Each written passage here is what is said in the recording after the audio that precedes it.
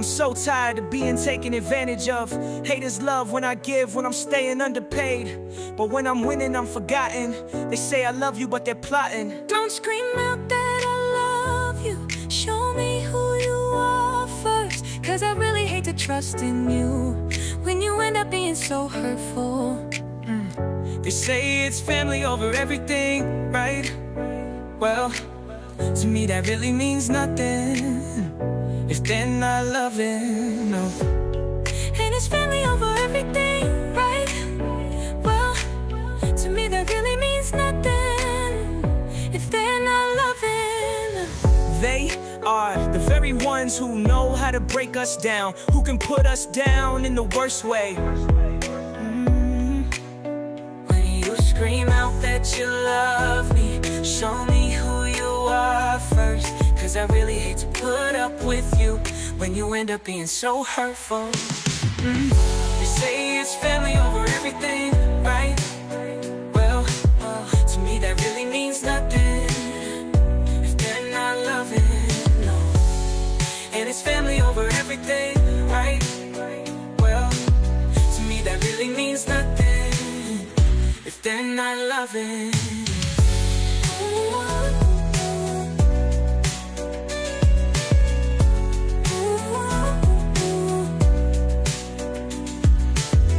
Are the very ones who know how to break us down, who can put us down in the worst way. When you scream out that you love me, show me who you are first. Cause I really hate to put up with you when you end up being so hurtful. They say it's family over everything, right? Well, to me that really means nothing not loving, no. And it's family over everything, right? Well, to me that really means nothing if they're not loving, no.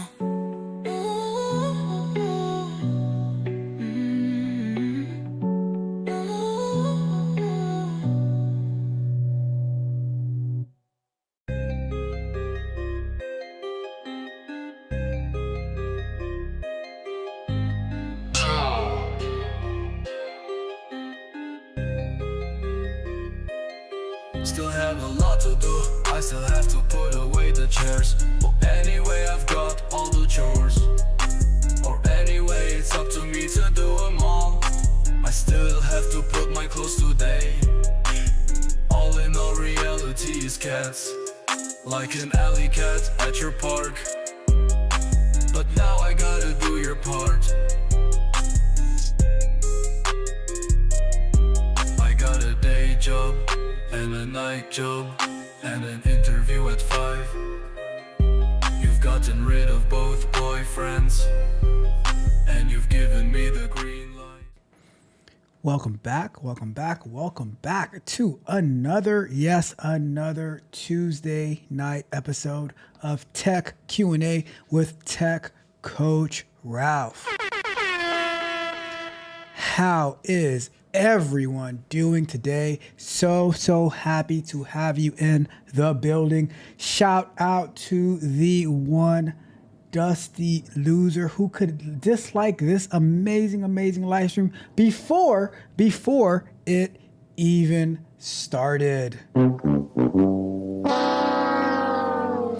It is what it is. I appreciate you nonetheless for interacting, whether you like or dislike. You know, they say love or hate is not the worst thing. It's indifference. So for somebody to dislike, take the opportunity to dislike, I truly appreciate it. I appreciate you. All right, we have some amazing questions sourced for tonight that we're going to be going through. Thank you guys for tuning in. Tonight is Tuesday, April 8th, 2025. We are in it to win it. How is everyone doing? Hopefully your week is going phenomenal. My week is going great. I hope yours is going well. All right, so we are going to jump into our agenda, and then I'll check the chat, and then we will get to work asking these answering these questions. All right, I have some great questions as well. The link to call in is also in the description. It's pinned to the top of the chat. So if you have a question, if you want to talk to me, you don't have to be on camera. You can call in. We can have a conversation. All of that good stuff. All right. So let's jump into the agenda real quick. We have 2 hours to go for tonight. So first and foremost, I want to say a big thank you to all of the subscribers of the channel. Those who are so brand new, those who have been with me for a very, very long time. You guys are the best. I truly appreciate you from the bottom of my heart. I appreciate you. And that's whether you watch from the clouds, whether you are active in the chat and in the comments. Regardless, you guys are amazing. I really appreciate you guys taking the time to let me add value into your lives. All right. Shout out to my tech barbarians, my tech prodigy members, my technical explorers who are working so hard every single day. And I tell you, I'll be like, hey, how's it going? How are your goals going? And they're like, oh. They'll be honest, say, you know what, I've been slacking a little, I'm getting back on it. Or they say, I'm doing this, that, and the other. And I'm like, let's get it. You guys are the absolute best. We the best. And shout out to the tech mercenaries, those who keep the YouTube channel running. Those are the YouTube channel members. Thank you guys so much. Let's get out there and get it. Let's get it. All right. And you know, I'm gonna save this. I'm gonna save this for after I finish the chat. Before we get into our questions, I got a message today, and it meant the world to me. So, and you'll see how crazy that I am. They might not appreciate it, but I truly appreciate it. So, real quick. Our next live is going to be tomorrow morning. We're going to finish up working on our project for the large language model class so that we can move on to week 2 after 12 weeks into the year. We're going to move on to week 2 and we're going to continue. Actually, no, it's like almost 16 weeks into the year, but we're going to keep going with that. That's tomorrow morning, 7:45-ish a.m. Coffee and Kata, large language models. We're going to finish that up. Thursday night, we're going to be going live with ethical hacking. We're going to continue working on building out our port scanner. That was so fun. You know, like for me, learning all these, and that's like for me, that's why I'll probably never leave the realm of software development and DevOps, because I was talking to somebody today and I was like, you know what? I enjoy working on the large language models. I enjoy working on ethical hacking, but my favorite show is Sunday. Working on the software, working on the DevOps stuff, putting infrastructure together, building out the port scanner for the ethical hacking, writing different code, testing it. That's my bread and butter right there. I love doing that stuff.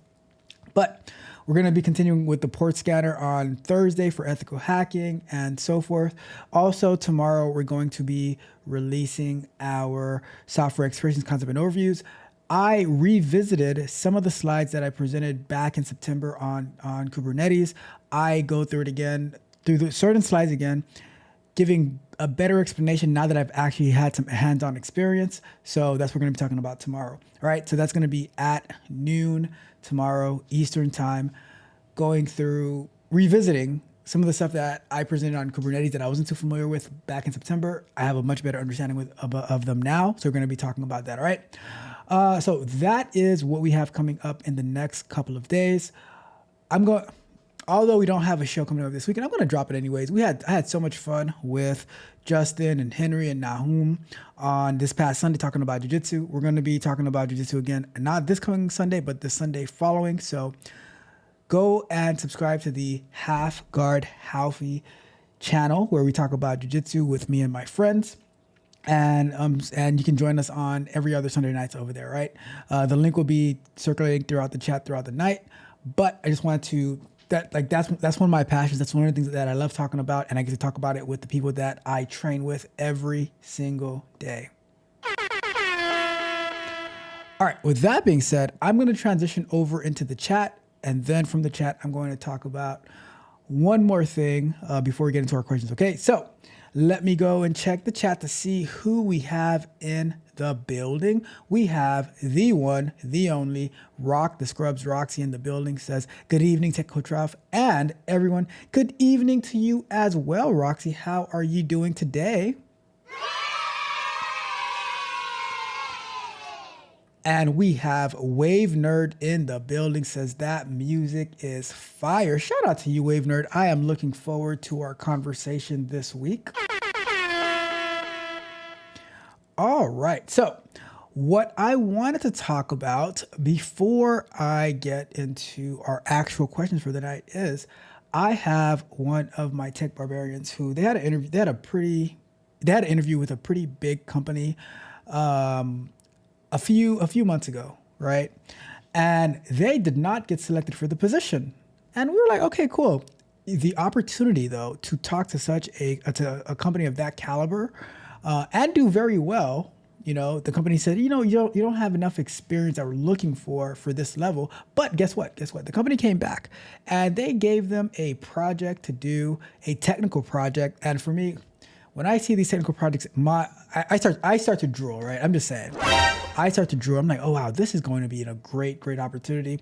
They're not too familiar with that particular aspect of the technology that the company's asking for. I'm like, look, that's everything they're working on right now for our upcoming sprint. Let's put it on hold. We're putting it on hold. All of our attention and dedication is going to go into this project to make sure that you crush it. And then, because once they see how above and beyond you go for this project, they're definitely going to want to interview again, and the job should be yours. But this is how it shows where I was talking about it the other day, how you might not be the first choice of a company for whatever reason, but they remember you and they might come back to you and say, you know what, we want you to do this to see if you're going to be that fit. You know, you don't have to go through the whole process again. And I am going to do everything in my power to make sure that my tech barbarian is ready for this role. All right. So, but I just want you guys to know that a no is not necessarily a no. A no, a lot of times is just not right now. And for me, getting the opportunity to show off how great you are is all that I need. And that's all my tech barbarians need, because now I'm all right. Now we have a mission on our hands. We're going to be working towards that this whole week. I'm going to be dedicated to helping my tech barbarian crush this project. All right. So I'm excited. I'm looking forward to it. We're going to be dedicated to working on that. All right. So with that being said, let me check the chat one more time, because I see somebody who I see one of my favorite people in the building before we get to our questions. All right. We got Junior in the building. Junior says, what's up, family? What's going on with you, Junior? Always a pleasure to have you here. Let's get it. All right. Let's get into our questions for the night. The format that we're going to go through is, and Roxy also said that she is doing amazing. Shout out to you, Roxy, as always. All right. So our format for tonight is going to be two questions and then, chat. And if anybody wants to call in, feel free to go ahead and do that. And I will prioritize call-ins, prioritize questions in the chat, and then I have my questions for you guys that I have sourced. All right. So that is the plan. All right. Let's get over to it. I'm going to get us kicked off. And like I said, if anybody has, let me drop the link in the chat just in case anybody doesn't have it. But we are going to ask the question, 5 minutes to answer it, and go from there, okay? So let's do it. Let's get out there and get it, all right? Another one. Evading the recession. Whoa, how is that going to happen? So this is what the person wrote. I have been reading news articles and blogs that a recession worse than 2008 is upcoming. As an automation tester, how can I save my job and also prepare for the future? Please suggest. Well, let's get to it. I'm going to tell you this, right? The simple answer is you, as an automation tester, cannot save your job. Honestly, nobody can save their job. Because when there's a recession, when there's economic downturn, nothing is guaranteed. No job is guaranteed. Even when there's not a recession, no job is guaranteed, because the company that you work for can start going under, and then you might be on the chopping block, right? Now, the other part of your question though, how to prepare for the future. I'm going to tell you exactly how you can prepare for the future, recession or not, because I think a lot of times we wait until bad times are coming, and that is when we actually want to prepare for the future. I say from day one, right now, we should always be preparing for the future. We should always have our resumes being updated, and that's honestly why, although a lot of my government workers, my federal employees, they hate getting those emails about the top 5 things you have accomplished. I think that's a phenomenal idea to always have that running list, so at any given moment you can I can do boom, boom, boom, boom, boom, and always continue to update it, always looking to level up. That's how I see it. Right? But how to prepare for the future? The simplest way to prepare for the future is to be the best. To be the best at what you do, whether it's in your company, whether it's in your field, whether it's in your industry, you have to be the best. You always have to see, how can I add just a little bit more value? What is no one else willing to do? And guess what? I am going to do it. I am always looking for solutions, and I am so solution minded. I'm like, okay, what can we do here? Oh, is there some type of inefficiency? Let's go ahead and let's clean that up. Because at the end of the day, the only thing that people are going to care about is what kind of value you are able to add. That's what companies look for. And that might not save your job at one particular company, but it's going to give you the advantage and the opportunity for, let's say you do get laid off. Let's say your job isn't recession proof as a QA automation tester, because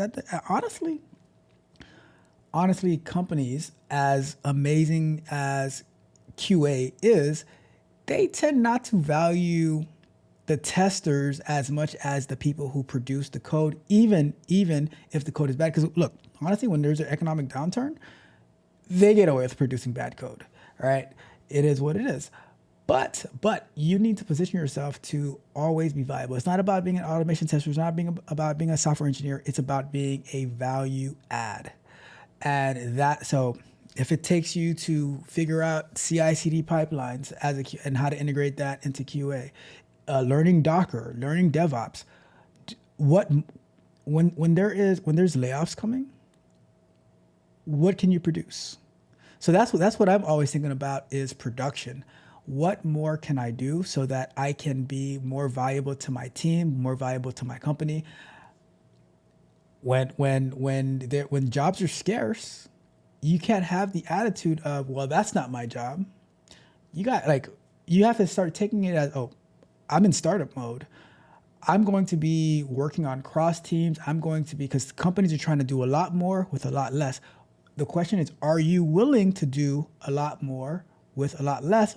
Or are you going to be one of those people like, that's not my job. That's not my job. That's not my job. Well, guess what? If that's not your job, you will end up not having a job. So honestly, I don't think it's about automation, because guess what? Companies can say, you know what? We're getting rid of the entire QA department, and we're going to have a couple of software engineers still write code, but also do all of the testing and the automation testing. It's going to be a nightmare for the company. However, is there something wrong with my, hold on a second. It's good. However, they might be willing to take that risk.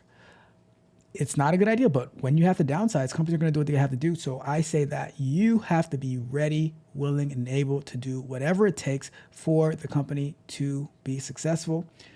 And with that mindset, it gives you a better opportunity, a better chance to survive. Although there is nothing that is guaranteed when there's a recession. when companies are laying off. There's no guarantees because sometimes it's just a numbers game. It might just be a numbers game. You might be on the chopping block. But the one thing that you can do to prepare for yourself is not to be only prepared for your company, but to be prepared for any other company that might need you. And to have that resume, to have that skill set that says that there is nobody else who has the capability of doing what I can do. Separate yourself from everyone else. That is my recommendation. It's not recession proof, but it just helps you get a little bit recession ready. All right. Let's wrap that question up. And let me add this banner to the screen. All right, cool. It's perfect. So let's get to our next question, and then I will see if there's anything in the chat to address. Like I said, feel free to call in if you have any questions for tonight. All right, so let's get to our next question. Another one. I left the best job of my career. So, left the best job of my career for a show. Wow. Okay, that's serious. It says I was working a back office job for a very small company, a small creatively adjacent company. I was their full charge bookkeeper as well as HR generalist and integrated myself with their operations team. I loved every second of it. Of course, the pay was not ideal. I had originally taken a $5,000 pay cut and only got a $3,000 raise. Don't be playing with my money. This February, an opportunity fell into my lap to work for a bigger creative company, more focused on accounting. The pay was a $40,000 jump. Wowzers. I also found my partner was going to be let go at the end of March. By partner, you mean like the person that you're romantically involved with type partner, and they're going to be let go from their job, or you guys working at the same job? I don't know. I always get confused with the term partner because for me, I remember like as a cop, you have a partner, you can have a business partner. Like there's so many different partners that you can have. Like when we're in jiu-jitsu and they say okay, partner up, who we're going to be training with. So I always get confused. Okay, what exactly do you mean by quote unquote partner? Regardless, it says in the interview back in February, they had alluded to some past financial issues, but I asked very straightforward questions about their revenue and making sure employees were getting paid, and they assured me they were and everything was on the right track. They just needed to help getting things done. All right, so I have never worked in HR or asked any or know what HR people ask, but to ask the question, hey, is everybody getting paid? That kind of worries me going into a job, right? I don't think I would take a job if I felt I had to ask, is everybody getting paid? I gave a month's notice to the job I loved, hoping when I started at the new company, they would be a little better off. Wait, how do you accept a job making $40K more at a company that doesn't have money? Okay, let's, I'm asking too many questions, all right? It says, fast forward to March 28th, my last day at my previous job, I get a call from my soon-to-be manager saying they haven't made the last 2 payrolls. What in the world?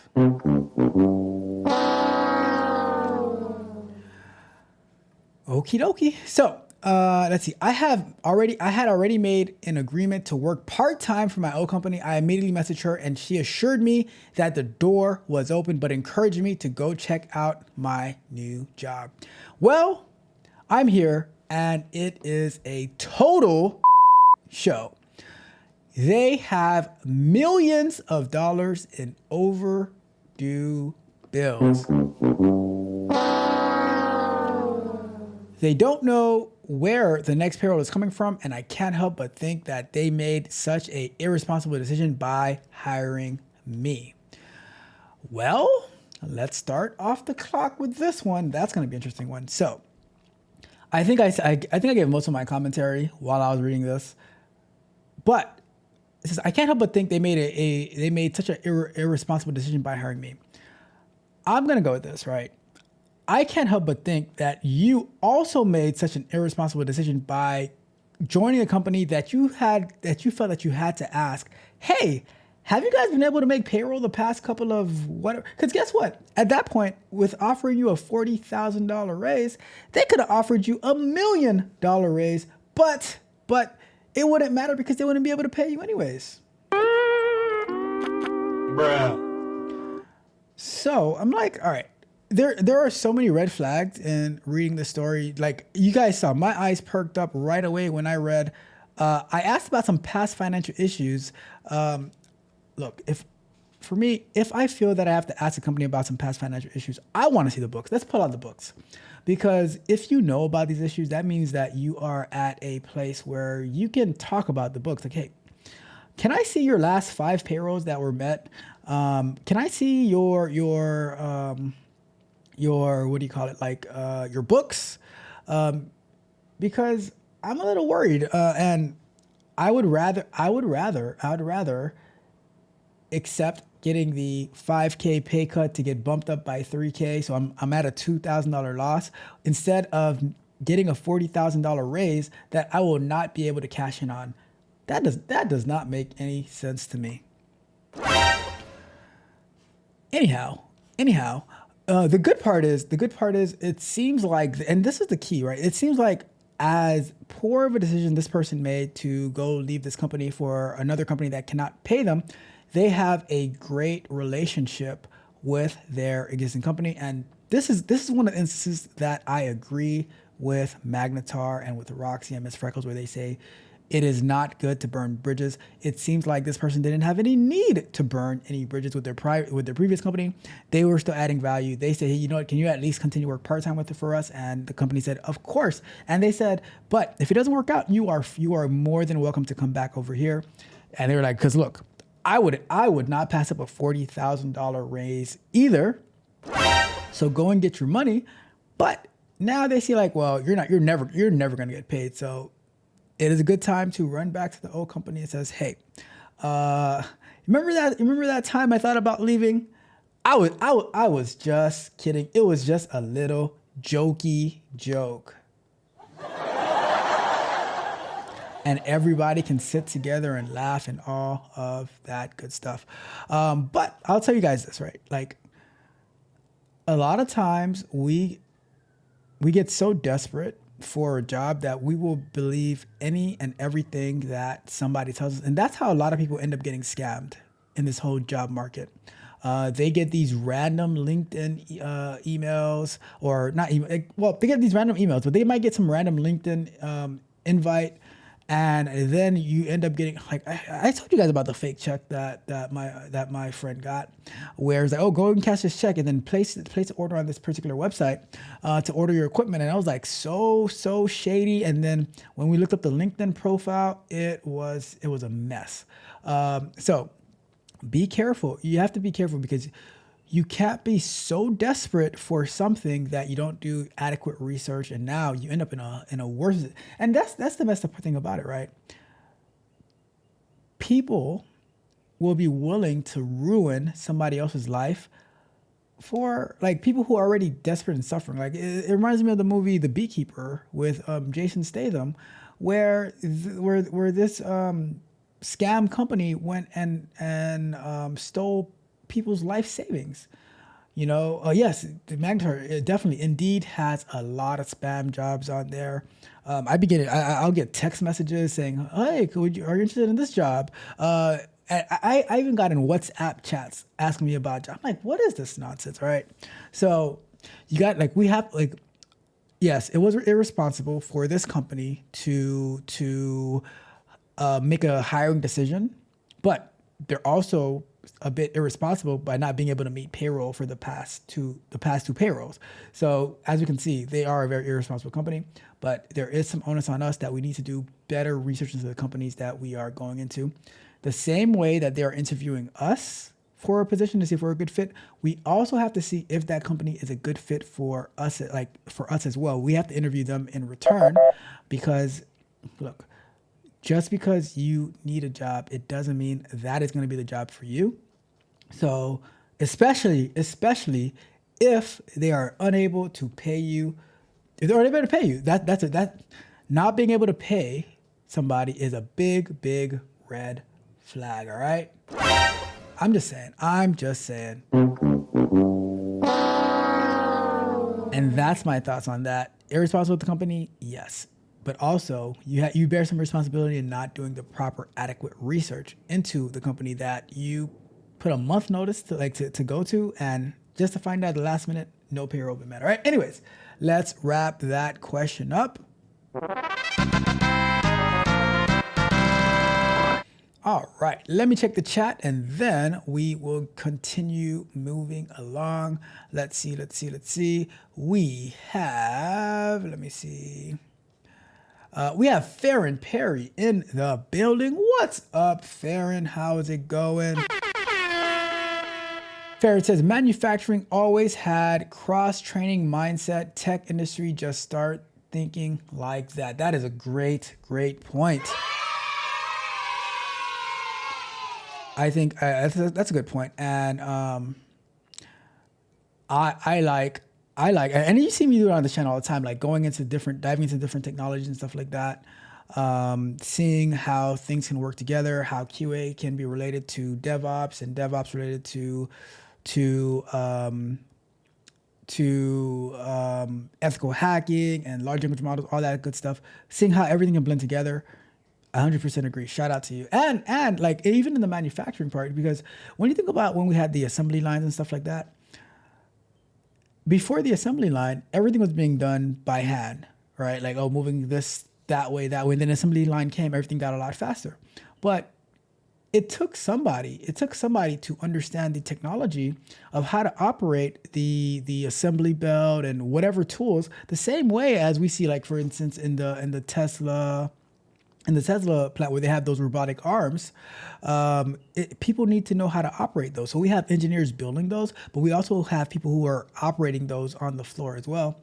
And if manufacturing does come back to the United States, I've heard that there's going to be a lot of integration with AI and robotics and stuff like that. There's going to be people who are needing to learn how to control those, how to use whatever the case may be. There's always going to be a mix of technology and manufacturing and whatever else that there's there's going to be a lot of opportunities, right? So we need to look into that. Let's see. Roxy says $40,000. Yes. It happens too. Except in this case, it did not happen. Bruh. We have the one, the only Magnetar in the building. Magnetar says, Sith Coach Ralph. Salute to you, Magnetar. You don't know the power of the dark side. I was waiting for you, Magnetar. I was waiting for you because I was like, you know what? I'm going to play that one for Magnetar today. I gotcha. All right. Let's see. What else we got? Rocky says, just a little jokey joke. Magnetar says, Indeed has had spam jobs. Yep, I have seen them. A lot of people get scammed, not by Indeed, but by the jobs that are posted on their platform. And says, there are no spam jobs on USA Jobs, though. That's a good point. You're right about that. You are right about that, McIntyre. That's a good one. He says, and you know that's right, in my loud uncle voice. That's hilarious. That's a good point. That is a good point. All right. Like I said, the link is pinned to the top of the chat as well as in the description. If anybody wants to call in, ask me a question, have a conversation, feel free to do so. I am more than willing to speak to anybody. All right. So let's continue on with our questions for tonight. Let's get to our very next question. Another one. Finding a remote job as a QA engineer. Isn't that what everybody wants? Everyone wants a remote job, right? For whatever it is that you're doing. It says, hi guys, I am a QA engineer, mainly automation testing with 3 years of experience. Recently, I have been looking for a remote job, but it seems difficult to get one. How do you guys get a job and where can you find it? Could you share some tips? Well, I hate to be the bearer of bad news, but I guess I have to be. Maybe that's why I got the dislike. Maybe they knew I was going to be the bearer of bad news. All right. But shout out to that person who disliked the video. Anyways, I'll say this. It is close to impossible. It is close to impossible to finding a remote QA engineering role. You have to be exceptional. If you go back to the like, I think the answer that I gave for the question about being kind of like recession proof, how to get prepared if like not to lose your job, not to get laid off if a recession was to happen. It's the same answer as this, right? Remote jobs, like there's always been remote jobs for the most part. However, the percentage of remote jobs was not that high until the pandemic happened, and then companies, however they were able to, and for whatever reason they did it, they went on a hiring spree, especially for QA jobs and QA boot camps. They got rich. QA boot camps, they got to the bag. Money.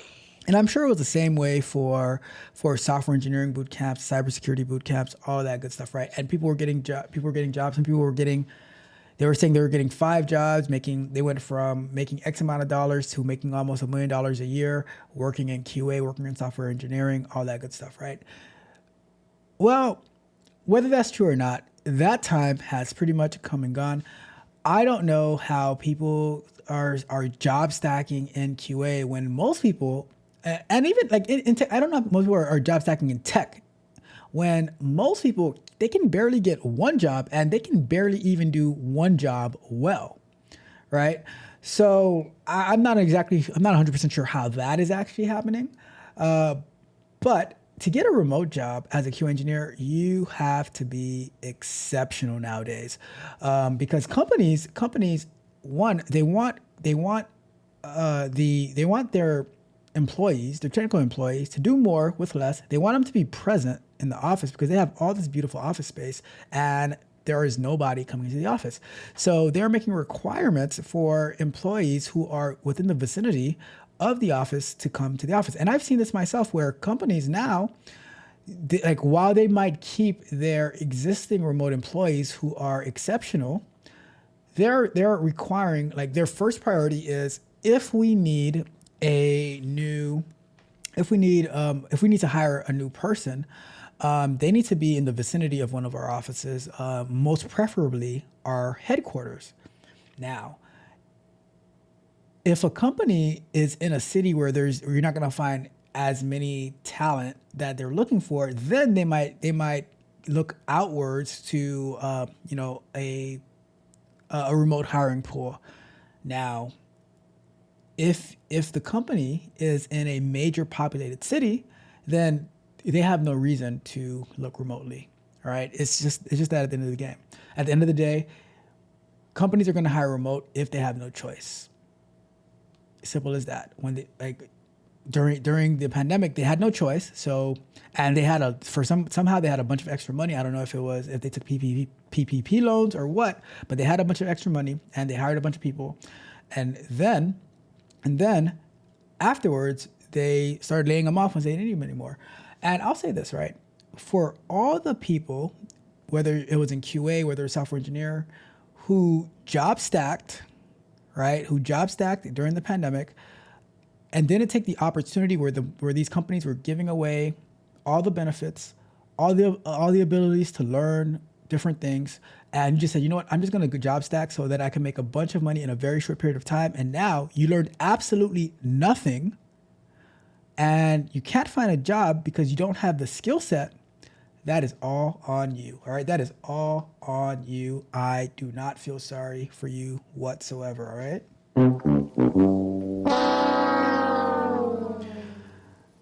Because you had the full benefits that those companies were offering, so you could have leveled up. You could say, okay, how can I add more value to this company? How can I learn so that if something was to happen in the future, I have the skill set to go somewhere else? But you say, I'm just going to do manual testing, the bare minimum.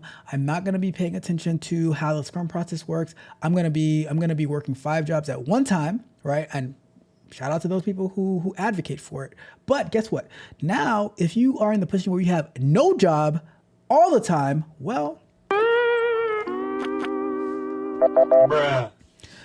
so it's probably impossible to find a remote job for pretty much anything in tech right now, unless you are like a senior level, staff level, principal level, where they need you more than you need them. But if that was the case, then you probably wouldn't be asking a question like that. You're gonna have to position yourself, like you're gonna have to find shout out to all the people who moved to these very, very remote areas that there are no companies, and now you're like, well, I lost my job. What do I do now? See me, I'm always staying in a position to have to that I can pivot, that I can adjust to whatever the needs may be. So, you're gonna have to go in the office. When you go on LinkedIn, maybe I'll do this on one of our upcoming shows. Do a search for remote jobs and see how many people have clicked the apply button. When you go on LinkedIn, though, all the remote jobs, they have probably 500 plus applications. 500 plus applications. And you want to know who gets those jobs? The recruiters that work for that company. They're the ones who they are looking, they're scouring the LinkedIn profiles to see who meets their criteria. So you can apply, but those recruiters are looking for the people that they want to fill that role, because they know what they're looking for.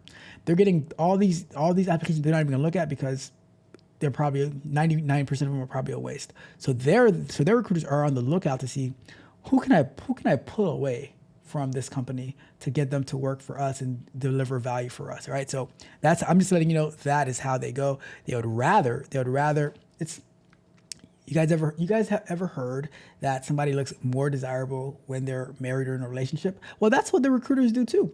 They're looking for employees. They're looking for people who are employed already, because they know that they've been employed for a while. They know that they have a good work ethic. So they try to lure them away from their company so that they can come and add that value to their own company and win that way.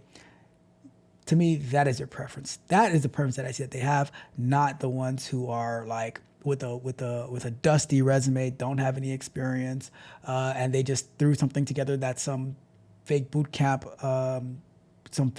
resume writer put together for them and stuff like that. All right, so that's the trick of the game. So you got to find a way to work around that. All right, so I say take whatever QA job you can get, in person, hybrid, take it because you need it, and then you can adjust from there. It is a lot easier to level up once you're in the building, as opposed to on the outside looking in.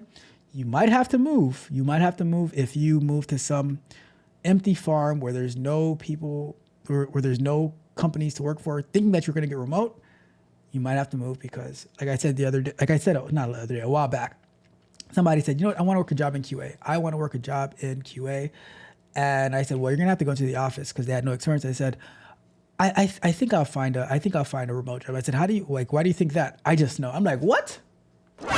So that's like I said, you have to make the necessary adjustments. You have to play the game. And if you play the game, you have to play to win. You have to play for keeps. All right. So let's wrap that question up.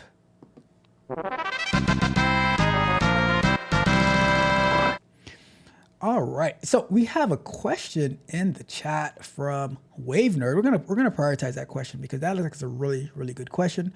Let me go and do this.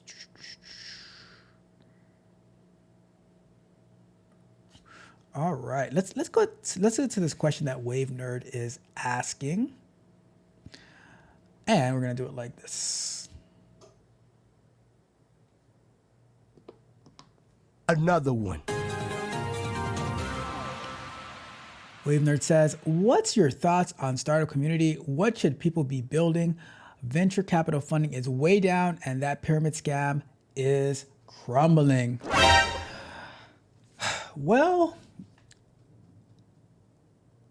the way that I see this, right, on the startup community, So I've interacted with a few people who claim to have startups. The word startup, it's so flaky. The word startup is so flaky because anybody can say that, oh, I have a startup because they just started to build some random app. Like it's like saying, oh, well, I'm working on a app with somebody that I'm coaching, so we have a startup. It's not a startup, all right? And just because you open up an LLC, that's not necessarily, let me put our timer up too, right? That's not necessarily a startup just because you open up an LLC. I think one of the problems with the startups is that they the quote unquote startups is that they just try to get something out there. Like me being from a QA background, right? Quality assurance. I was offering these quote unquote startups the opportunity to get actual testing on their applications. Because that and at no cost, because I was going to use that as a way to train those that I'm coaching.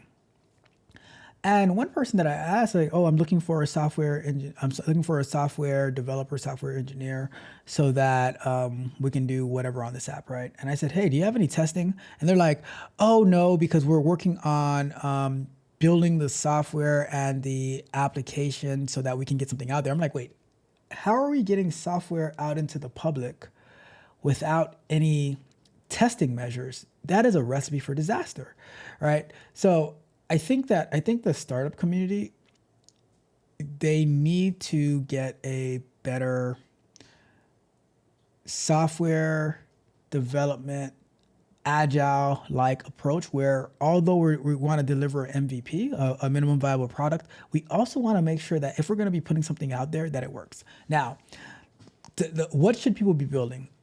The way that I see it is you need to be building something that adds value.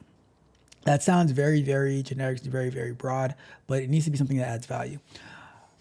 I was listening to the Snapchat CEO. I forget his name, right? But he was on the Diary of a CEO. And he was talking about how Snapchat got started, and how originally, I forgot the name of it. It was something else before, but the idea of being able to send a picture that didn't last and it would disappear and stuff like that, and how that went into becoming $1 billion company. And honestly, it's the same way that X, which at the time Twitter, started, where it was just something, it was like an internal tool that was built for the company and stuff like that, and how it built something big. Build something that is going to help you. That's how I see it. Build something that's going to help you. That's going to make your life easier, because what I've noticed is a lot of the things that we struggle with, that I might struggle with, that Roxy might struggle with, that Magnetar might struggle with, we share the same issues, right? And if I build something that's going to help me, that might be something that's going to help Roxy, Magnetar, Junior, Wave Nerd, and a lot more other people. And for me, that's how like the SaaS model comes into play. When we have like a SaaS model like ADP for payroll processing, right? It probably started as, well, we don't have payroll, or we don't have a way to manage our HR, our payroll and stuff like that. Let's build it for ourselves. Oh, wow, this is really good. Like, let's see if we can sell it to other people. And then it just blows up. So my idea is, the way that I see when it comes to building something is, what is the problem that we're trying to solve? What problem do I have? And I don't have a problem just talking about the app that I'm building with my tech barbarians. The way that I would prepare them for interviews is, all right, we say, let's get the job description. Let's run it through ChatGPT, and say, based on this job description, what interview questions would you expect the hiring manager to ask? All right. And then it would spit out to us a bunch of questions, some technical questions, some behavioral questions, all types of questions, right? And then I would also say, what questions should I ask this during an interview? So then I have a list of questions that I can perform the mock interview with. And that helps me help them prepare, but that also helps them prepare themselves. And maybe that'll add value to a bunch of other people. Will it? I don't know, but that's my idea of like something small. I don't.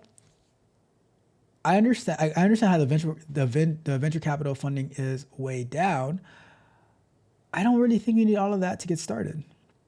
I think if you are able to build something that's going to add value, the people will come to it. The people are going to they're going to, like you say, oh, I'm building this. Like, oh, okay, cool. I have that problem. It fills a need. And that's how you start to grow out your SaaS company. And as you grow, right, let's say you are hosting it on AWS, maybe via Kubernetes, maybe via Elastic Container Service. We've worked on those things on Sundays. And you're like, okay, well, at up to 100 customers, right? I'm able to sustain this load. Well, now we have like more than 100 customers who are paying X amount of dollars a month. We're making this much money a month. We need to scale up our servers. So scaling incrementally, right? But if you're able to add value, then the people will come, you know? If it's something that's, and if it's not able to add value, right? You can run it and you can tweak it at a low scale, and at some point, like, and that was part of the interview where he's like, at some point you just have to know when to walk away, which is perfectly fine, and start a new idea. But I think that you can flesh out MVP ideas if it's something that works for you, and you have other people use it and work for them. Get the feedback, and as you get the feedback you get feedback, you make adjustments, you build out what the customers want. As your customer base continues to increase, then you go from there. And I don't think that every single product needs to become a huge customer base, because with scaling, with the proper scaling and stuff like that, you see how much your costs are. So let's say you have a product, right? Let's say you have a product that is that has 500 customers, right? And there's not much work and much maintenance to do on it. And let's say you're charging, let's say, $100 per month, to throw out a number, right? But you have 500 customers. Even if you're charging $10, with $10 you're at like $5,000 a month of stuff that they're just using on a regular basis. If you're at $100 a month, that's like $50,000 a month. Like, you don't need to get to $1 million. Like, while that's taking care of itself, you can start looking at what other things add value, what other needs that people have. So you have different things that you're building. So I think it just depends on the startup, what the need is, and go from there. So that's my raw thoughts on it, not having a fully fleshed out idea. But I think that you don't need other people owning you, right, through the venture capital, like people are investing in it. I think that if you can build it and keep that ownership, then if you need investments later on, you already have a good stake and you know what you can do and stuff like that. All right, so that is an amazing question. Really, really appreciate it. Shout out to Wave Nerd. All right. All right, let me get to the chat, and then we will continue on with the show. Let's see. Who do we have in the building? Magnetar says, shout out to remote work.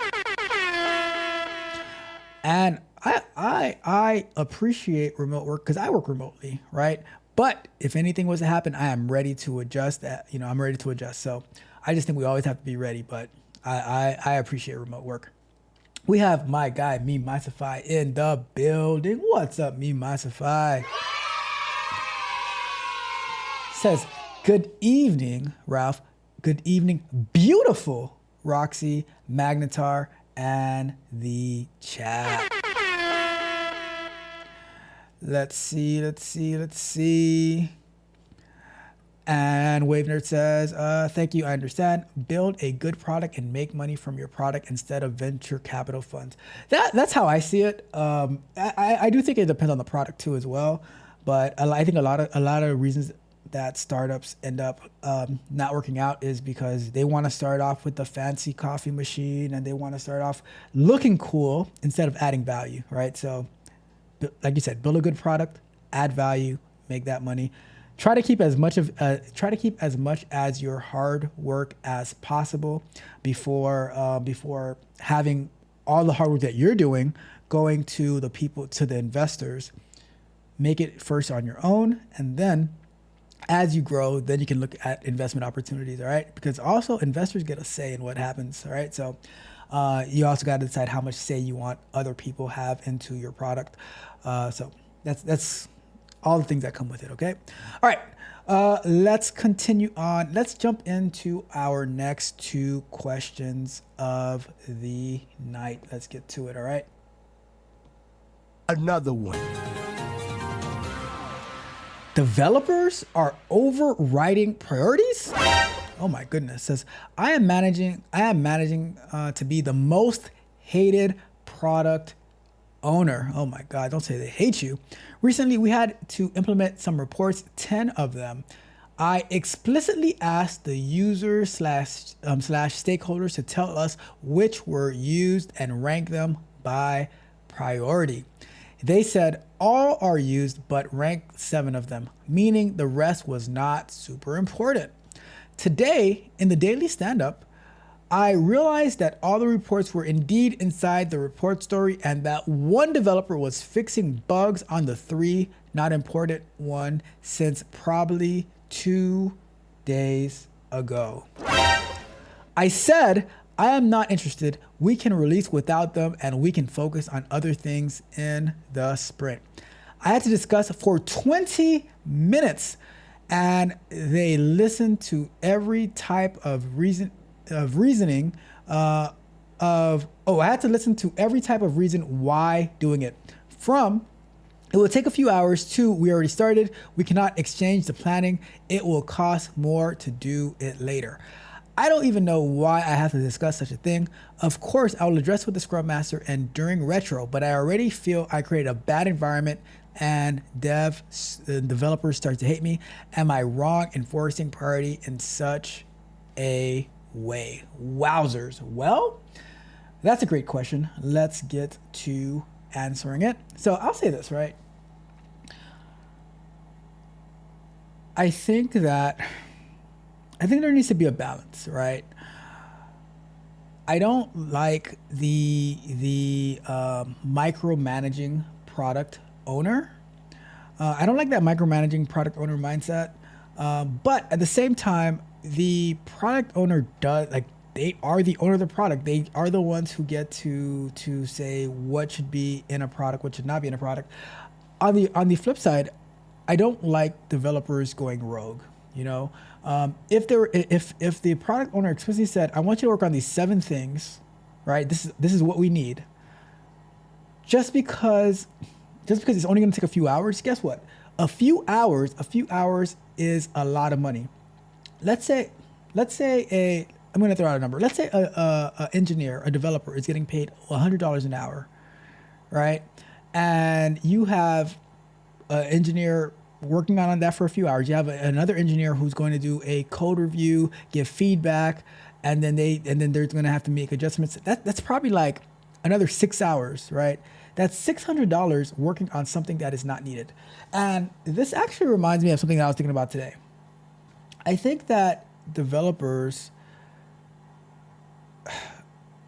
not even developers, I think in general, people in tech need to become more business minded, to understand when it comes to company profit, loss, revenue, all that good stuff, because we can be very, very idealistic about, oh, but the code has to be perfect, this has to be just like this has to be just like that. But in actuality, we are costing the company a lot of money for stuff that might not be necessary.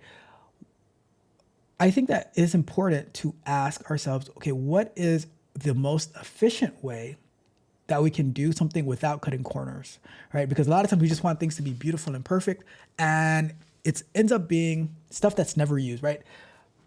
I'll share a problem that I'm working on is when we end up creating defects or tech debt or stories that we'll never actually end up working on. But we don't want to close them because we might end up working on it. I'm like, look, we're not going to play this game. We're going to, if we haven't worked on it in 6 months, there's a good chance we're not going to work on it in the next 6 months. So let's close it. And and when we need to work on it again, we're going to say, okay, if we're going to create this, we have to work on it in the next 30 days. All right. So that is one of the, so that's one of the challenges that I think a lot of companies face is how to, and I do think companies can do a better job at this, is how to get the software team, the IT team, get a better understanding of the business part of it, right? How to get them to care as well, because we can't be idealistic like, oh, like the company has endless amount of money. They don't have endless amount of money. At the end of the day, it's about the budget. It's about profit and loss. It's about making payroll. You know what I mean? So we need to do a better job at, like, I think the company has to do a better job at explaining it, and we need to do a better job at understanding it, so that we're not just like wasting a bunch of time working on stuff that's not important, that's not efficient. You know what I mean? So that's my immediate thought behind it. Now with that, my question is, why did the developers start to work on it, and why didn't you know till later on? For the past 2 days, like what was happening the past 2 days that you didn't know that they were working on something that was unnecessary? Because if they were working on if they were working on it for the past 2 days, that means that even if it only takes a few hours, there's at least 16 hours times however many developers working on it of time being wasted, where we could have been working on more important things. So I think there's a communication barrier. There's a communication gap that's happening, and you need to fix that. It's like, and I think the reason that you end up becoming not liked as a product owner is because you probably don't have the best communication skills. So everything works together, from knowing how to prioritize things. It might not be the developers that are just going out there rogue prioritizing things. It might be you who are not communicating it well enough to do that. All right. So I think that we need to put everything together. Like a lot of times we look at things in a silo, and we need to look at it from a bird's eye view. It's okay, this went wrong, that went wrong, and that's something to discuss in retro. Ask the developers, okay, so if, and I say, bring it on yourself, put it on you. It says, like, is it me? Like, did I not, like, was it a error in my communication skills that I thought I said that we needed to work on the 7 things, but how could I have communicated better so that we didn't work on, like, spend an extra 2-3 days working on something that we didn't need, and now we end up not being able to work on other stuff, right? So there's so many things that, but I say, bring it on you. Don't go out there and blame don't go out there and blame the developers.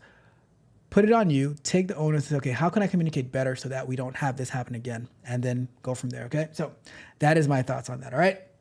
Let's wrap that question up.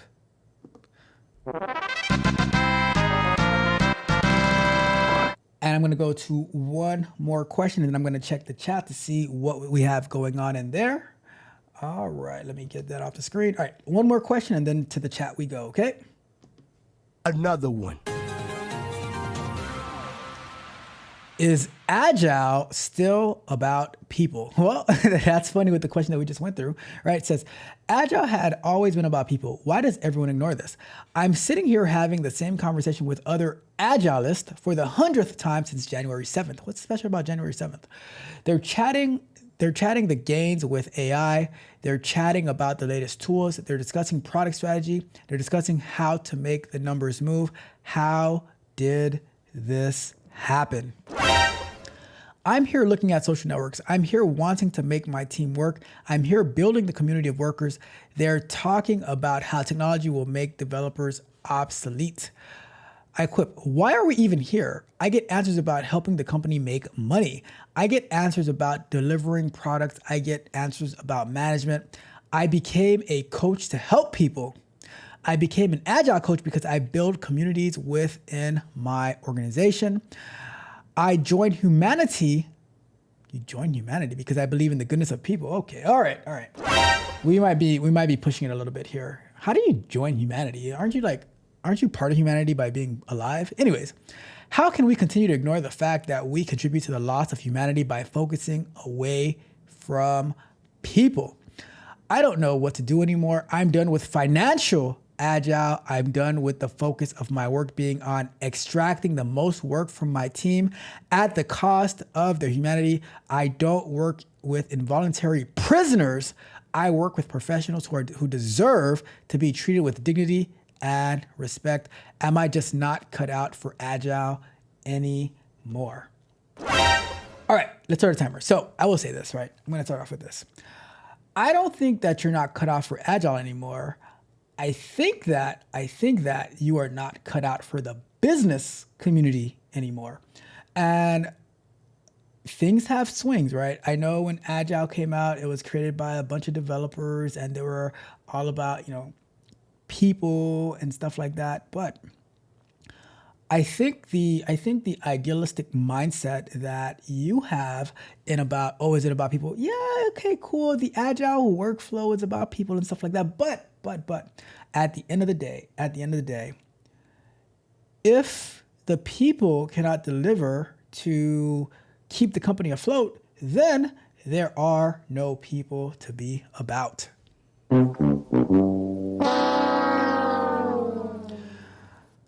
Sometimes the pendulum swings too far to the right, and sometimes it swings too far to the left, and then we put ourselves in a dire situation.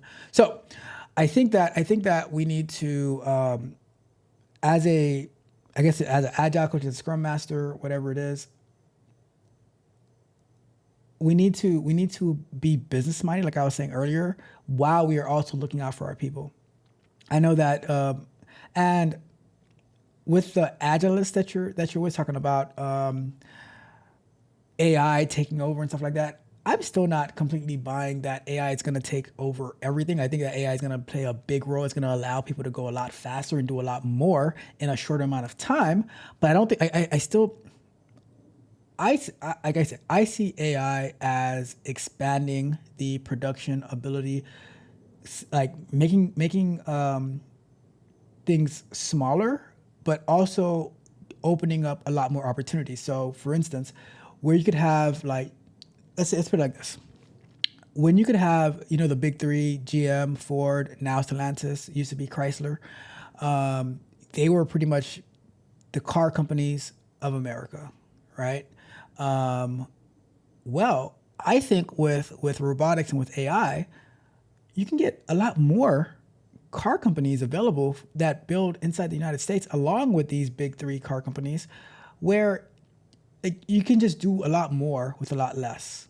And that's still, so instead of having 3 companies, you can have 300 companies who are all producing different type of products and stuff like that. So that's how I see it when it comes to AI.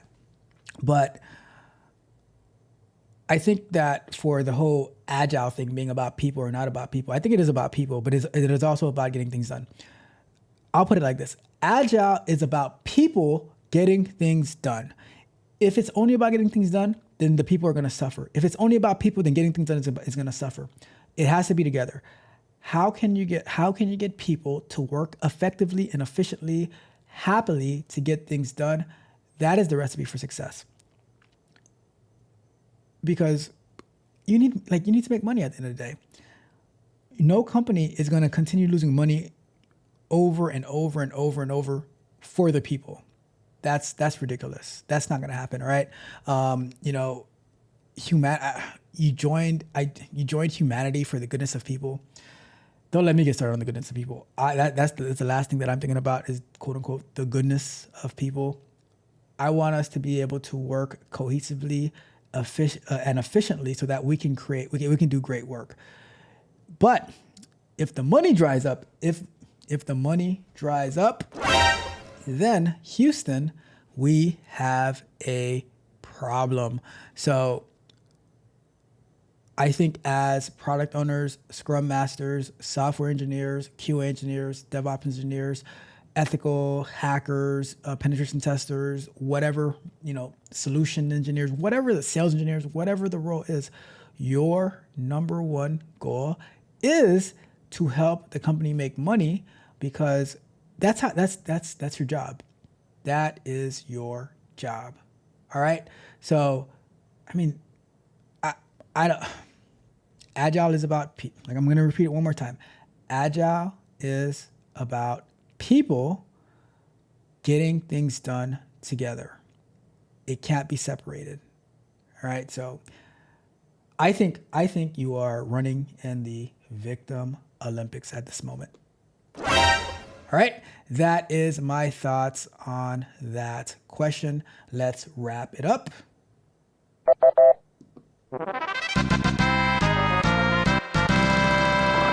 And let's get to the chat. Let's see what we got going on in there, and we will continue on with the show. Let's see. Wave Nerd says, I will never be an employee of my invention. That is a great way of putting it. Like, I built it and now I am just an employee. I love the way you put it. We got, oh my goodness, look who we got in the building. What's going on, your car? How are you doing today? So happy to see you. Hopefully you're doing well. Hopefully you enjoyed your birthday. We got Junior saying, shortcuts aren't worth it for sure. Tell me about it. Speak on it, Junior. We the best. Let's see. We got my guy, Mitch, in the building. Did we just become best friends? Yep. It just gets to a point where I just can't hold off anymore and say, you know what? You are absolutely amazing. Thank you so much, Mitch. Every time you tell me, it just touches my heart, all right? I appreciate you. And Mitch says, but Steve Jobs created something and worked for the company, then bought it again. I don't know if you saw what we were referring to earlier. Wave Nerd had asked a question about, I can pull up the question that he asked, but that's what we're referring to. So let me see if I can find it. So the question that I was answering was, what were my thoughts on startup community? What should people be building?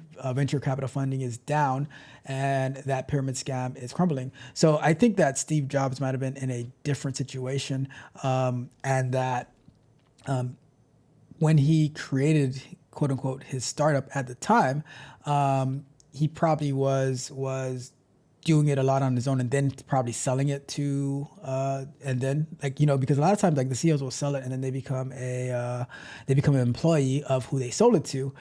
So yeah, I just think it's different. And I'm just saying in general, yeah, I think you hold on to it. I would say hold on to it for as long as you can, and then get I think Facebook offered Snapchat. How much did I forgot? I can't remember. They offered them something $1 billion for Snapchat, and they said no, we're not selling it. We're keeping it. So was that a good move? I don't know. I don't know all the details behind it, but do you want to get it just depends on how you want to hold on to it. And Mitch says that Apple, though, of course, we know Mitch. We know how you feel about Apple. We know how much you love them. All right, let's continue on with our questions for the night. Oh, we might be getting out of here early. That's what I'm talking about. Let's see. What is our next question? All right, so let's get to our next one. Another one. Why are QA salaries so low? It says, why are mid-sized companies, 500 to 1,000 employees, offering QA salaries in the range of $75,000 to $80,000, regardless of experience level? I'm referring to QA analysts or senior QA engineering roles in manual testing. What? Is it because the current job market, or is it simply an employer's market right now? Senior QA analysts and senior QA engineers used to earn between 100,000 to 120,000, but now the salaries have dropped below 100,000. Is the job market really that bad?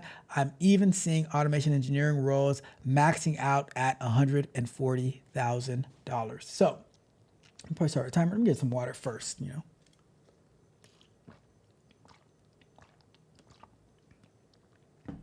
All right, let's start a timer. So, I'm going to say that I am not sure what a senior QA engineer, I'm not sure what a manual senior QA engineer is, right?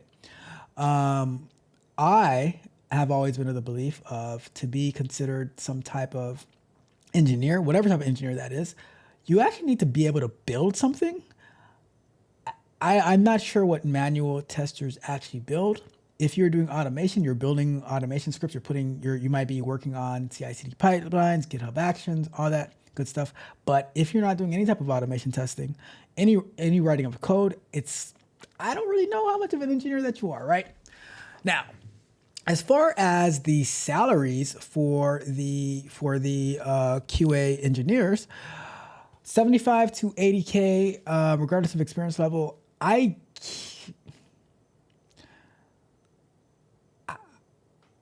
think it depends, right? I think it depends.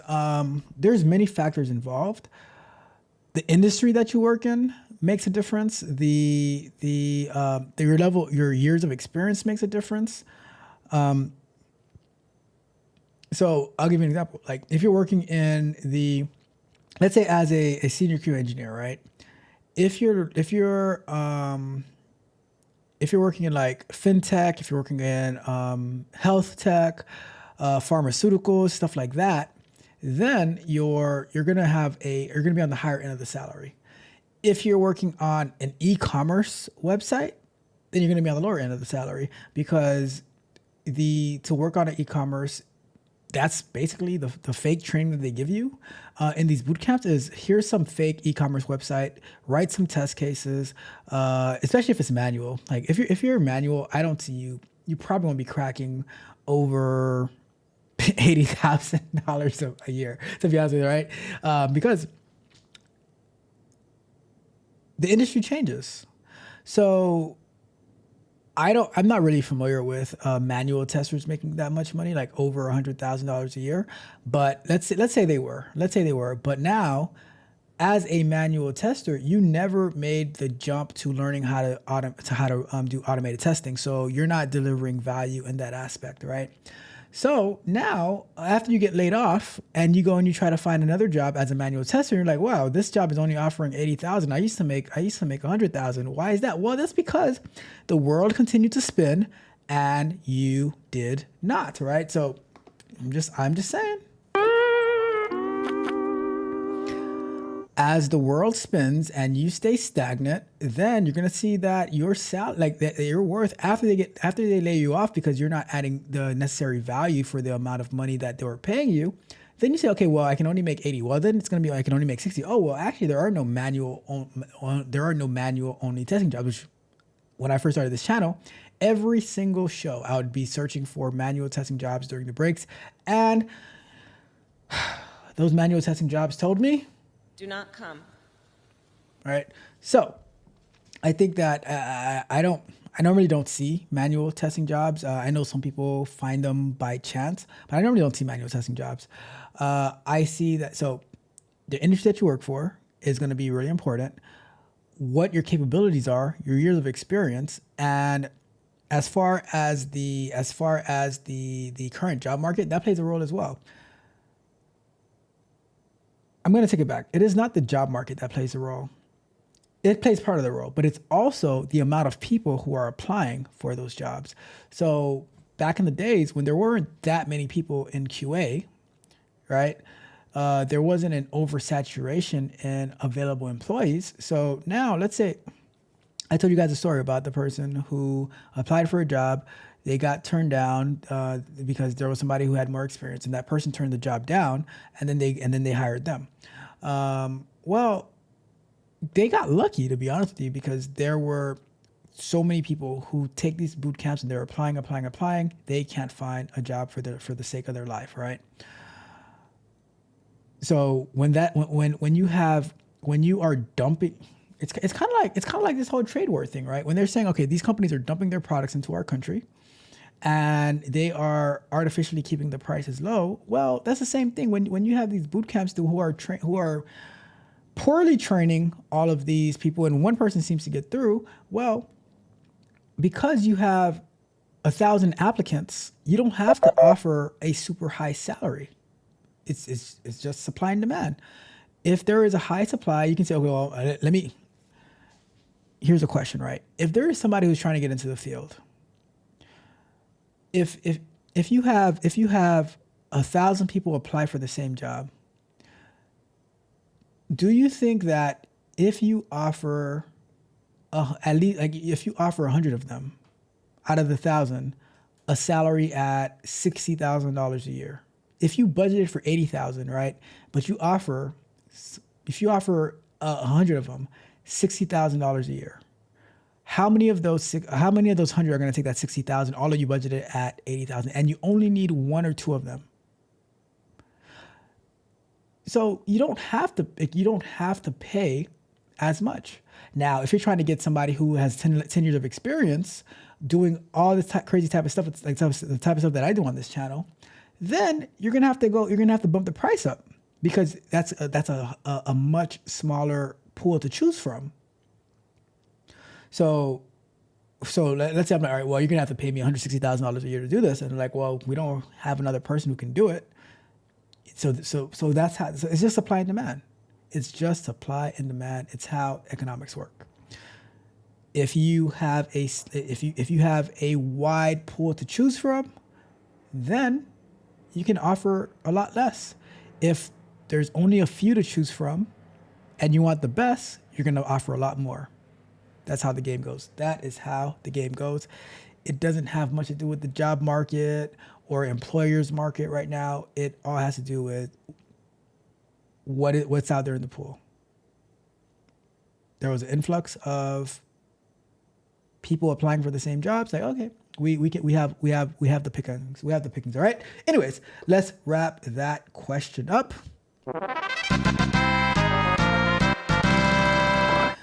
And let's move on to our next question of the night. Another one. I think I'm getting fired. Well, that's not good. It says, my manager just sent me a weird calendar invite for a one-on-one at 8 a.m. on Thursday morning, which is super unusual because we never have meetings that early. Honestly, if they're planning to let me go, why not just do it instead of sending me an invite? Immediately sent my anxiety through the roof. I was so nervous when I saw it, I actually called him and tried to casually chat about other stuff. Then I asked if I should prepare for the meeting, and he said, no need to prepare. It's just a one-on-one, no stress. But here's the kicker. He mentioned it was on Friday, even though the invite clearly is for Thursday.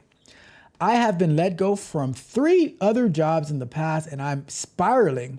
I have so much anxiety, I honestly feel terrified. So I'm just saying this, right? This might be a little bit insensitive, but if you've been let go from 3 jobs before, do you really still need that anxiety and that heart pounding? Like you're kind of used to it by this point, right? Might be a little bit insensitive. All right, I'll cut that out. Does anyone have any advice? If they do fire me, is there anything I should say or ask before I leave? I spoke to another supervisor about 2 weeks ago, and he told me I was doing okay. Okay. Said I was doing okay. Actually said I was doing pretty well. I don't know what to believe anymore. All right. Let's go ahead and start our timer on that. So I'll say this, all right? I'll say this. My number one advice to everyone is you cannot let other people, other entities, whatever, have so much control over your life. you need to make yourself exceptional. You need to make yourself the prize so that if they say we no longer want your services anymore, you'd be like, cool, well, I'm out. And if I'm not wanted, I'm gonna go out there, I'm gonna be great elsewhere. That's always my mindset of I'm not bound. I'm not gonna cry over not being wanted. You know, so many people that they're emotionally attached to everything. They are emotionally attached to everything. I'm like, let it go. Burn the bridge, right? If they don't want you, then they don't want you. But here's my other advice, right? Why do we read into things like we'll make a whole story in our mind over what might happen, what might not happen. I'm like, me, I don't care. Like somebody, like they sent you an invite for 8 a.m. Go to the meeting and see if they say that you're fired, then you're fired. All right, then you move on. The question is, what have you done in the past, however long you've been there, to adequately prepare yourself for whatever might come? You guys remember the song from T.I., I'm ready for whatever. Are you ready for anything? Because what if they say, you know what, the company is like, we're not doing well, we need to downsize, yada, yada, yada. Are you ready for that? It might not be that you're getting fired. It just might mean that they can't have you. Or they say, you know what, we want you to take on additional responsibilities. We have some, and are you ready for that? I think we just need to do a better job at being prepared. Focus on us. I think that a lot of times we focus on everything external, but we don't focus on the things that we can control. We want to focus on the things that we can't control, which causes us to have anxiety and pain and pressure, and we can't sleep, we can't eat, all that terrible stuff. When if we were to focus on bettering ourselves, expanding our skill set, just being a better person or more valuable person all around, then we wouldn't have to deal with that. Because if we're always looking in the mirror, if we're being our biggest fans, if we're working on learning X, Y, and Z, always looking to grow, always looking to achieve, then it's like, okay, they don't want me, cool. I'll go somewhere else that does want me. No biggie. Like, but we put all of our eggs in that one basket, and then we get very nervous when there's a hole in the bottom of the basket, and things start to fall apart. I don't think that we need to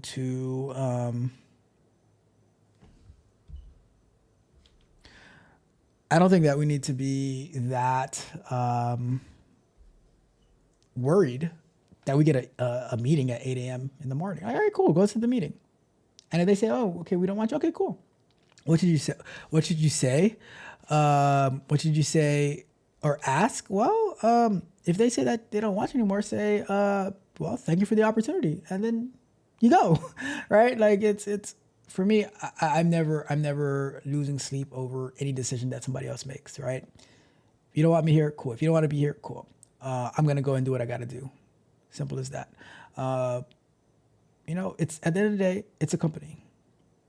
No job is guaranteed. Nothing in life is guaranteed. And I think with seeing it that way, you don't get locked down, tied down to saying this is my only option. You need to create your own options. You need to say, okay, I have expanded my skill set that I can. If you were to get let go, you should be able to start applying right away to other places. You should actually have like, and that's why we need to do a better job at marketing ourselves, right? Having your LinkedIn looking amazing, having your resume always updated so that whatever happens, boom, I can start sending out. I can start getting ready. Have people start approaching. Like people should be approaching you based on how your profile is set up. People should be approaching you to say, hey, I have this opportunity, I have that opportunity. So that way, if a company says, okay, we can't keep you anymore, like, okay, cool, you have a bunch of options already laid out.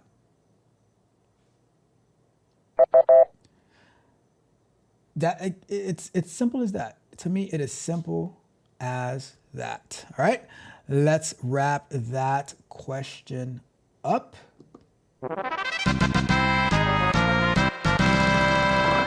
All right, All right. Let's check the chat, and then we'll get to our last question of the night, and unless anybody calls in. All right. Let's see. Magnetar says that it could be. Let me get this off the screen.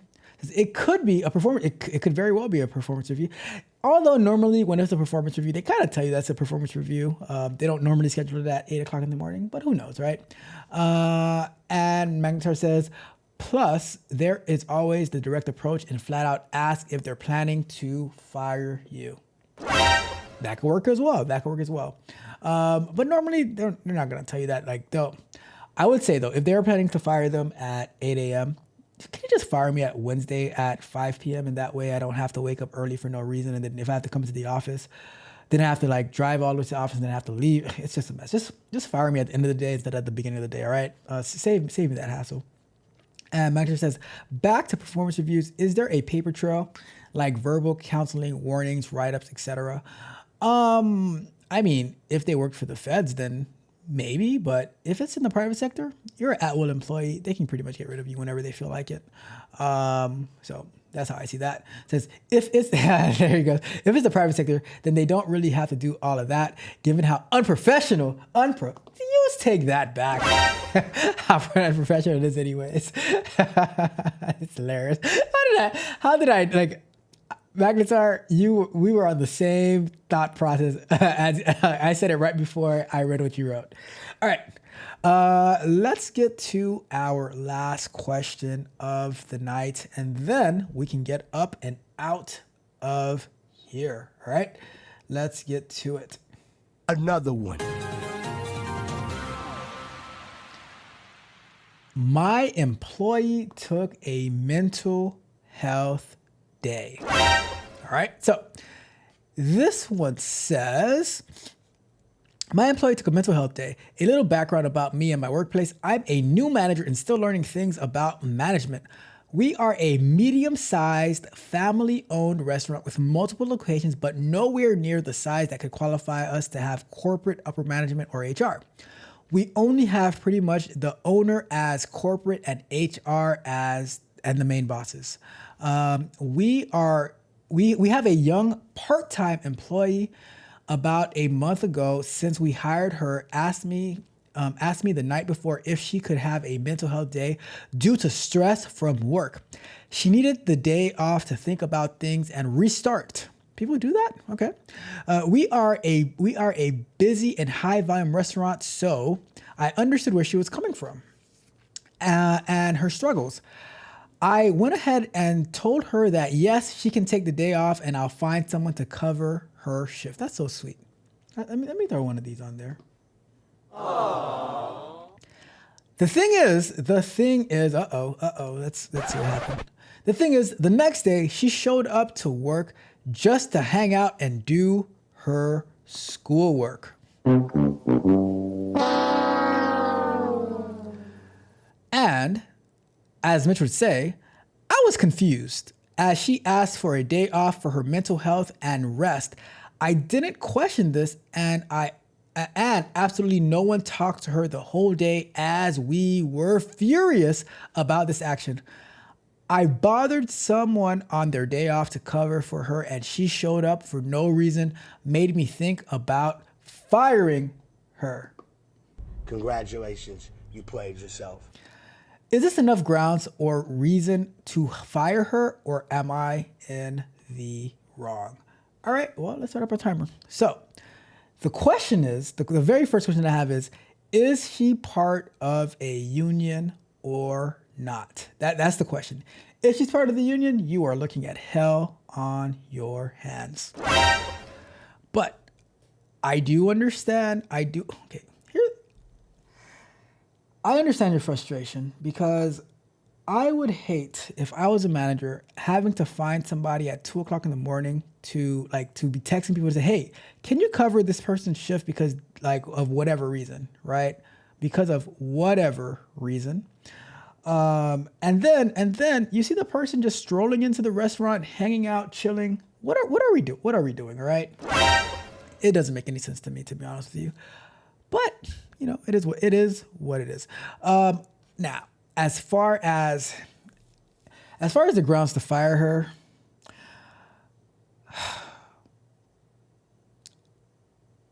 I would say before firing, you need to have a conversation. You need to understand what's happening. See, and here's the problem. Here's the problem, right? It's a young. It sounds like it's a young either high school or college student. They don't understand how the world works, you know. And they're part-time. I mean, part-time. What kind of stress do you have working part-time? I don't know. So I think the right thing to do first. I know you're upset. I understand. I think the right thing to do though is to have that conversation with them to find out, okay, what exactly is happening? Because look, if I say I need a mental health day, which I don't think I'd ever say such a thing, I'd probably just say, you know what, I'm sick. I need a day off. But if for any reason that I am not able to come to work when I'm supposed to be at work and I had to find somebody else to cover my shift, there is no chance in hell I'm going to be caught dead 10 miles near my workplace, right? But maybe they think that it's just cool to come and hang out at the job. Why do people, I don't know. And I think this is the part of the problem is that the culture has become too buddy-buddy with the workplace so that you can just go out there and hang out like it's all good. No, it's a business. We need to treat it as a business. Like, we need to be more business minded. While I'm not the biggest advocate, I'm not an advocate at all for business administration degrees. I think we need to be more business minded, understand profits, losses, revenues, gross income, net income, EBITDA, however you say it. Because even I did some research on EBITDA and I still don't understand it that well. We need to understand the business side of things a lot better and teach it to our employees as well, so that they can have a well understanding of, like, look, if we, like, the actions that you do results into this, right? Showing up to the job when you said you could not make it just to hang out and somebody else had to cover your shift, that's not a good look. That is not a good look. So I think that I know I said no compassion 2025, but I think in this case, I would show just a modicum of compassion, have a conversation with them first. And then maybe, just maybe, you might fire them after that. Bruh. But trying to understand the reasoning behind why they did what they did. They might not understand the look, especially young part-time employee. They might not understand how bad of a look it is. And they are going to, and if they stay, if you keep them, they're going to have to work their way back into the good graces of their coworkers, especially the one that had to cover their shift on their day off. All right. That's how I see it. I would not fire them. I understand that you're upset. But here's the thing, right? We should not make decisions when we are upset. Right. We should not make any rash decisions when we're upset. We need to slow down. We need to think about it. We need to breathe. Something that I've learned, something that I've done, right? Whenever I get something that really pisses me off, right? It might be an email, might be whatever. After I read it, I close it. And I might be thinking about it during the day, but I don't respond to it at all until a good 24 to 48 hours later. And then when I do that, I'm able to have a much better response. I might just say, okay, thanks, or whatever. And then I just keep it moving. But a lot of times when we have these emotional responses, it ends up being a lot worse for us. So slow down, have a stoic mindset, walk away from it for a while, and then always answer rationally and logically. So in this case, I would not. Is it enough grounds or reason to fire? It could be, but I wouldn't do it yet. I would have a conversation, explain the situation, explain the look that it gave, especially if they're a young person, part-time. They might not know any better, and this could be a learning opportunity. And usually, what I've seen is when people who it can go two ways. They can run in the Victim Olympics, or they can take this as a learning opportunity, and then they might become the best employee that you ever had, and your most faithful and dedicated, loyal employee that you'll ever run into. So I would not rush out to fire them. I would say, because they might become your greatest ally. All right. So that is my thoughts behind that. Let's wrap that question up.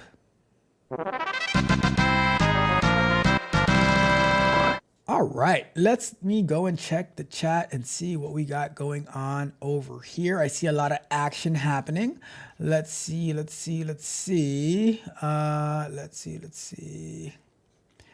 Where? All right, so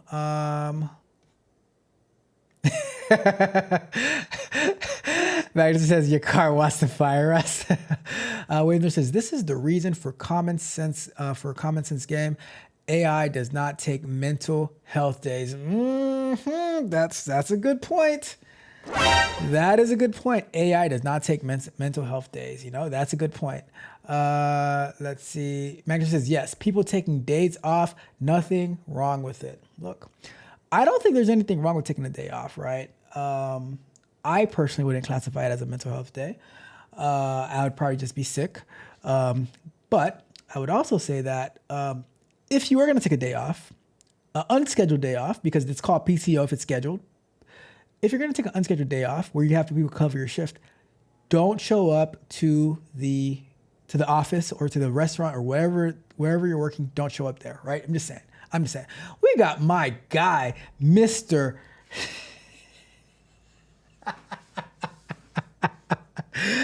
We got my guy, Mr. Thirst Trap Brown himself. Shout out to the Nourishing Word. My guy Rod Brown at the Nourishing Word crossed 1,000 subscribers while we were live on this channel. Shout out to my guy Rod Brown. You know what that means, right? You guys know what that means now that Rod Brown has crossed 1,000 subscribers. It means we are going live. Hopefully you're doing well, Rod Brown. Your car says you already done Magatar. You just don't know it yet. You guys are terrible. Okay, this is Rico Brown. Let's see. Magda says your car, just make sure it's done legally and according to lies and not according to lies and fabrications. After all, God hates lies. I'm sure we all know this. You guys are so silly. Ain't that right? Oh my God. You guys are so silly. Mike says, a lot of things could be sorted out over a simple, mature conversation. Whoever this person is seems like they want to fire them anyways. Look, I'm going to be honest with you, right? I understand what this manager is saying. I would in my heart immediately when I see that, if I know that I had to go and drag somebody in on their day off to cover the shift of this person, and then I see that person show up to the restaurant just hanging out watching us work, I'd want to fire them too, right? I'm like, what the hell? I would like, what the hell are you doing here? Why are you here? Right? You mental health day, cool, but don't take the mental health day at the workplace because now you're messing with somebody else's mental health. Because they had their day off and you want to come to the office and now you're basically taunting them, right? So I am being compassionate by saying you should have a conversation with them, see what's going on. They're young and stuff like that. But I would have been, and I probably wouldn't talk to them for like 2 days because I'd be really, really pissed off that all of that went down, right? So that's how I see it. That is how I see it. And Rod Brown says, it was just a thumbnail. I mean, you know what, Rod Brown? I'm gonna do this. I'm gonna go see how many views that video has so far. Cause let me see. I'm gonna check this. I gotta check this real quick, Rod Brown. Cause I mean, yeah, you know what you're doing. You know what you're doing. The Nourishing Word. Let's see. That video. All right, it's gonna blow up. Watch, it's gonna blow up. It is gonna blow up. I'm sure. Rod Brown with the thirst trap. I'm saying it's. I'm just saying. Rocky says, TCR is wild. Am I wild? I'm the wild. Look at that. I'm the wild one.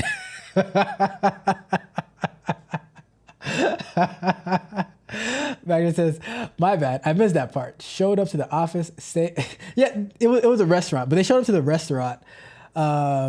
So the manager had to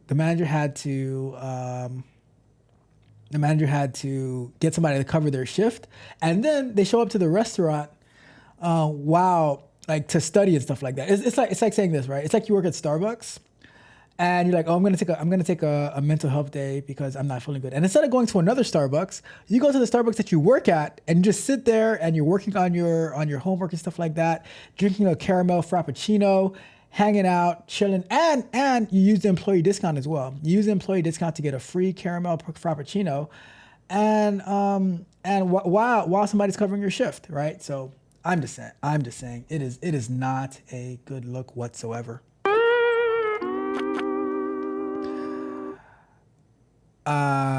Roxy says, great video, Rod Brown.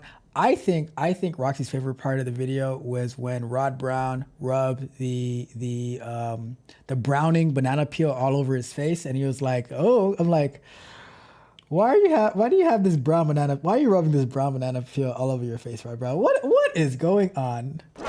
But it was a great video, though. I'm just kidding. It was an amazing video, Rod Brown. Really, really shout out to you. You're doing some amazing work. You are doing some amazing work. I'm so proud to see your growth. Like, I'm gonna say this, right. At the beginning of the year, Rod Brown, how many was it like? And this is January. Let's say December 31st. Was it like 200 subs, something like that? Maybe less than 200 subs. And from all the work that you did, being on camera, like 4 months into it, 1,000 subs. Some of your like that Jesus morning routine video blew up. That is absolutely amazing, man. That I salute you and I congratulate you, man. That is amazing.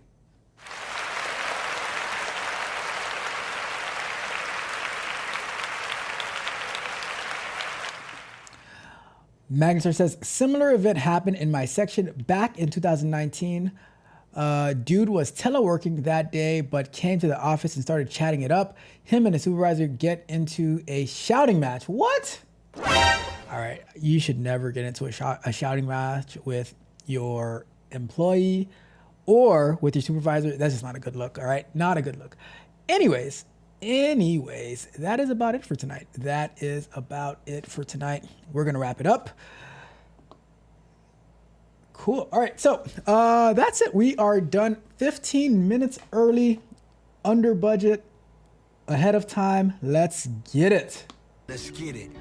Shout out to everyone who tuned in tonight. Really, really appreciate every last one of you. I'm going to get out of here. Got some things to take care of. I will see you guys live tomorrow morning as we work on our large language models. We're going to finish up week one's project as we're building this. What did they call it again? It's a technical assistant where it's explaining code, or you can ask it pretty much any type of question. It'll explain it to you. We're going to integrate Google. And we're going to wrap up that project tomorrow, 7:45ish in the morning. And let's get out of here, right? So you guys have an amazing, amazing night. Tech Coach Ralph, we are out.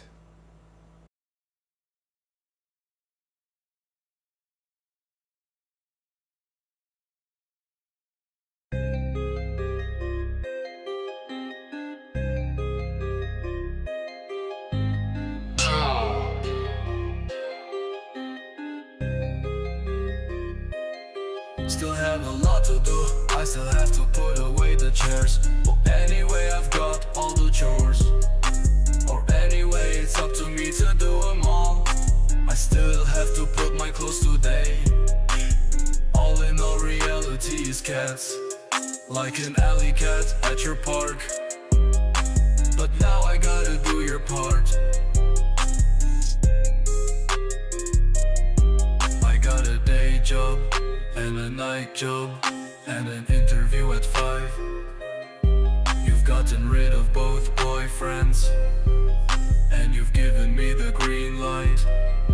I got a day job and a night job and an afternoon away. You just waved a hand and we're engaged, you say.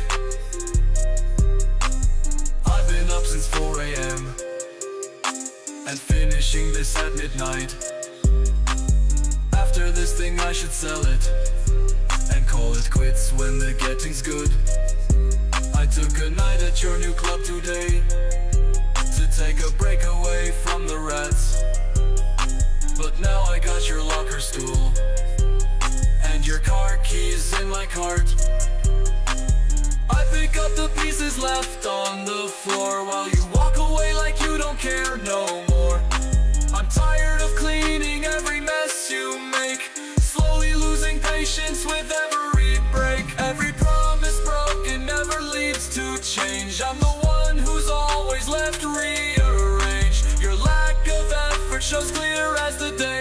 I'll be sweeping you out when I find my way. Hey, hey, I'm the cleanup crew, fixing your mess just like it's new.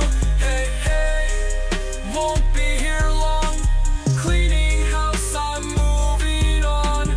Watching you take credit for the work I do, every single task I pull double through. Your empty words no longer faze me. Soon enough your history, just wait and see. Where's the spark, the dedication gone? I'm carrying weight, dragging us along. No more excuses, your time is past. This sweeps your fate, I'll make it last. Hey, hey, I'm the cleanup crew, fixing your mess just like it's new. Hey, hey, won't be here long, cleaning house, I'm moving along.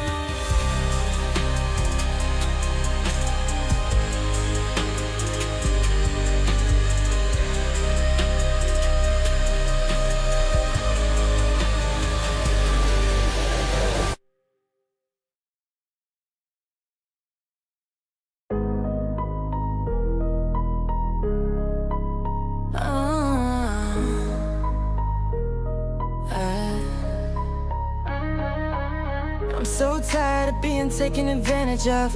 Haters love when I give, when I'm staying underpaid. But when I'm winning, I'm forgotten. They say I love you, but they're plotting. Don't scream out that I love you. Show me who you are first,